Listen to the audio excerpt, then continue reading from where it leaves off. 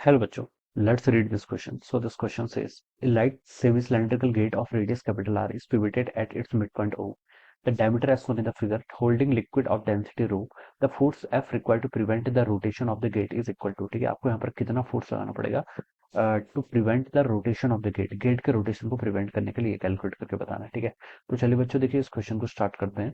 तो ओके, तो देखिए बच्चों इस क्वेश्चन का की कॉन्सेप्ट आप क्या लिख सकते हैं, आपको यहाँ पर फोर्स रिक्वायर्ड कैलकुलेट करके बताना है ना।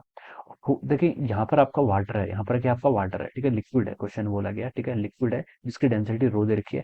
ये लिक्विड देखिए क्या करेगा, इस पर इस पॉइंट पर प्रेशर अप्लाई करेगा, ठीक है। और प्रेशर देखिए हम ऊपर से मान लेते हैं, देखिए ये आपका एटमॉस्फेयर के साथ कॉन्टेक्ट में है, ठीक है।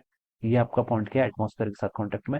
जैसे जैसे हम नीचे आएंगे, ठीक है, वैसे वैसे आपका प्रेशर क्या करता है बच्चों, इंक्रीज करता है, ठीक है। प्रेशर क्या करेगा, इंक्रीज करेगा, तो फोर्स भी क्या करेगा, आपका वेरी करेगा, ठीक है। तो हम बता सकते हैं, देखिए ये जो लिक्विड है, लिक्विड क्या लगेगा यहाँ पर, प्रेशर लगेगा, और उसके कारण क्या आएगा, इस सिलेंड्रिकल पर क्या लगेगा, फोर्स लगेगा। और इस फोर्स के कारण जो ये आपकी गेट है, गेट की टेंडेंसी क्या है इसकी, रोटेट करने की टेंडेंसी है, ठीक है, इस पॉइंट ओ के अबाउट, ठीक है। तो इसको हमें प्रिवेंट करने के लिए हम क्या लगा रहे हैं, एक्सटर्नल फोर्स एफ लगा रहे हैं। तो हमसे पूछा गया वो एक्सटर्नल फोर्स आपका कितना होना चाहिए, ठीक है, ये आपको बताना है, ठीक है, एक्सटर्नल फोर्स बताना है। देखिए ये जो फोर्स है ना, एफ फोर्स, ठीक है, इसका ओ पॉइंट के अबाउट क्या आएगा, टॉर्क आएगा, टॉर्क आएगा, तो ये क्या करेगा, आपका रोटेट कर सकता है, ठीक है। क्योंकि ये फोर्स देखिए टॉर्क तो आएगा, ऑब्वियसली बात है, क्योंकि इस फोर्स का लाइन ऑफ एक्शन ये है, ठीक है। और यहाँ से यहाँ तक की क्या इसकी परपेंडिकुलर डिस्टेंस है, ठीक है। तो इसके कारण क्या लगेगा, आपका टॉर्क लगेगा, क्या लगेगा, टॉर्क लगेगा, ठीक है। तो वही आपको बताना है, ऑलराइट। तो चलिए बिल्कुल देखिए इस क्वेश्चन का की कॉन्सेप्ट ना, आपको फोर्स निकालना है, ठीक है, क्या निकालना है, पर आपको फोर्स कैलकुलेट करके बताना है। और क्या लिख सकते हैं, प्रेशर लिख लीजिए, चलिए प्रेशर लिख लीजिए, क्योंकि आपको यहाँ पर प्रेशर पहले कैलकुलेट करना पड़ेगा। प्रेशर से हम क्या निकालेंगे, यहाँ पर फोर्स निकालना है, ठीक है। तो चलिए बच्चों देखिए मैं इस डायग्राम के बाद ड्रॉ कर लेता हूँ। यहाँ पर से इस तरीके से आपका क्या सिलेंड्रिकल क्रॉस सेक्शन का गेट, ठीक है, सिलेंड्रिकल क्रॉस सेक्शन का इस तरीके से आपका गेट है, ऑलराइट। ये पॉइंट आपका ओ हो गया, ठीक है, ये आपका बॉटम है, ऑलराइट। और ये सिलेंड्रिकल क्रॉस सेक्शन का जो गेट है, इसके रेडियस आपको कितनी दे रखी है, कैपिटल आर के अबाउट दे रखी है। ये आपका पॉइंट क्या है, ओ पॉइंट है यहाँ पर है, ठीक है। तो बच्चों देखिए आप क्या कर लीजिए ना, pressure as a function of height लिख लीजिए, pressure as a function of height, ठीक है। हम जैसे जैसे नीचे आएंगे आपका प्रेशर क्या करेगा, इंक्रीज करेगा, ठीक है। तो बच्चों देखिए मैं क्या करता हूँ ना, इसमें एक सिलेंड्रिकल के अंदर देखिए मैं एलिमेंट क्या ले सकता हूँ, क्योंकि पहले मुझे स्मॉल प्रेशर निकालना पड़ेगा, क्योंकि प्रेशर आपका यूनिफॉर्म तो है नहीं, ठीक है। प्रेशर क्या कर रहा है आपका, चेंज करेगा, जैसे जैसे नीचे जाएंगे प्रेशर उतना क्या करेगा, इंक्रीज करेगा, ठीक है। तो आप क्या लेंगे, इसमें एक स्मॉल एलिमेंट लेंगे, ठीक है, क्या लेंगे, स्मॉल एलिमेंट लेंगे, ठीक है। और जो इसमें हम लेंथ एलिमेंट लेंगे वो क्या ले सकते हैं, सिलेंडर के केस में हम क्या ले सकते हैं, रिंग ले सकते हैं, ठीक है। क्या लेंगे, हम यहाँ पर रिंग लेंगे, ठीक है। तो हमने यहाँ पर एक मान लीजिए ऐसे एक रिंग कंसिडर कर ली, ऑलराइट। ये एक रिंग कंसिडर कर ली जिसकी रेडियस कितनी है आपकी, स्मॉल आर के इक्वल है, और इसकी थिकनेस आप कितनी मान लीजिए, डी आर मान लीजिए, ठीक है। ये इस तरीके से आपने क्या कर लिया, यहाँ पर एक रिंग कंसिडर कर ली जिसकी रेडियस तो आर के इक्वल है, और थिकनेस कितनी मान ली आपने, डी आर के इक्वल मान ली, ठीक है। अब इस पॉइंट पर देखिए बच्चों आप प्रेशर लिख लीजिए, ठीक है। यहाँ से लेकर यहाँ तक की ये जो कंप्लीट हाइट है, ये कितनी होगी, आर के इक्वल होगी, ठीक है, कैपिटल आर के इक्वल।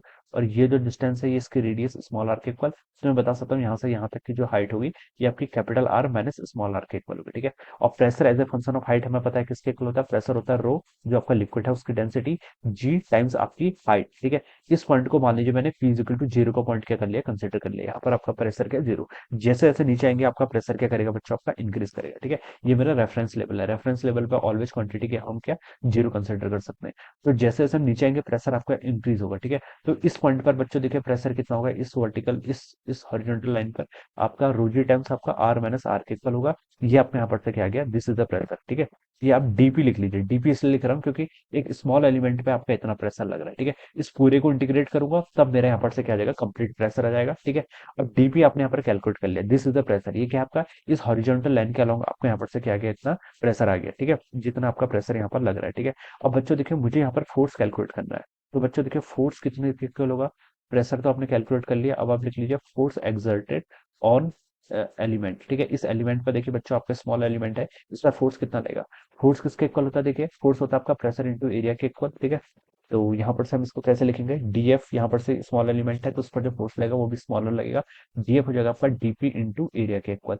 डीपी आपने यहाँ पर से भी निकाला हुआ है कितना, rho g times capital R minus small r के। अब इस एलिमेंट का देखिए बच्चों आप एरिया निकाल लीजिए, ये क्या आपके रिंग, रिंग का एरिया देखिए कैसे एलिमेंट कैलकुलेट करेंगे, आप इसकी सरकमफेरेंस ले लीजिए 2 पाई आर, और इसकी थिकनेस आपने कितनी बता रखी है, डी आर के इक्वल। तो इसको हम लिख लेंगे 2 पाई आर टाइम्स डी आर के इक्वल, ऑलराइट। ये वैल्यू हो जाएगी। अब इसको हम क्या कर लेते हैं, पूरे इसके लिए इंटीग्रेट कर लेते हैं, क्या कर लेते हैं, पूरे एक्सप्रेशन को हम पूरे सिलेंडर के लिए, जहाँ से जीरो से लेकर कैपिटल आर तक वेरी कर रहा है, पूरे के लिए हम इसको क्या कर लेते हैं, इंटीग्रेट कर लेते हैं, ठीक है। तो देखिए यहाँ से अगर मैं इसको इंटीग्रेट करूंगा तो रो जी चलिए इस पूरे को पहले भी ऐसे लिख लेता हूँ, 2 पाई r dr हो जाएगा, ठीक है। अब मैं इसका इंटीग्रेशन परफॉर्म करूंगा जीरो से लेकर कैपिटल आर, यानी कि पूरी आपका एक सिलेंडर पे जितना फोर्स लग रहा है वो आपने यहाँ पे कैलकुलेट कर लिया, ठीक है। तो देखिए यहाँ से 2 पाई आपका कांस्टेंट है बच्चों, ठीक है, रो भी कांस्टेंट है, जी भी कांस्टेंट है। यहाँ पर क्या बच गया आपका r r, r minus r small r d r, ठीक है, जीरो से लेकर कैपिटल आर, ठीक है। ये इसकी क्या हो जाएगी, लिमिट हो जाएगी। तो इस इंटीग्रेशन को देखिए सॉल्व करना है, तो 2 पाई रो जी, इसको ऐसे रहने देते हैं, ठीक है।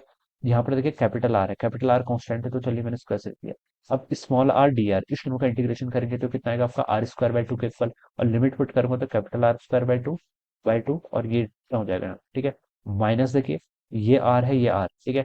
तो ये कितना हो जाएगा आपका minus r square, d r integration करेंगे तो minus r cube by three, और लिमिट पुट करूंगा तो देखिए कितना हो जाएगा, minus r cube by three, minus again zero हो जाएगा, तो ये टर्म आपकी यहाँ पर ऐसे हो जाएगी।